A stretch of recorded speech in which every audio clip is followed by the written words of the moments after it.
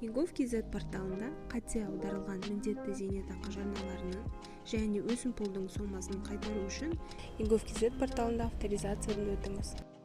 Басты бетте азаматтарға әлеуметтік қамтамасыз ету, зейнетақымен қамтамасыз ету бөлімін таңдаңыз.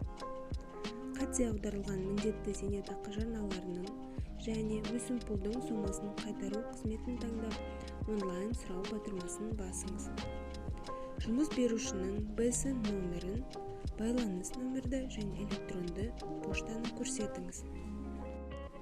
Аймақты немесе қаланы таңдаңыз. Банкті, жұмыс беруші банктың жазық нөмірін көрсетіңіз. Төлем құжатының нөмірін, күнін және референсін енгізіңіз және тексеру батырмасын басыңыз. Содан кейін қызметкер тізімі пайда болады. Қызметкерді таңдаудың максималды саны 10. Ақша қаражатын қайтару үшін деректемелерді толтырып, қызметкерге келісуге жіберу қажет.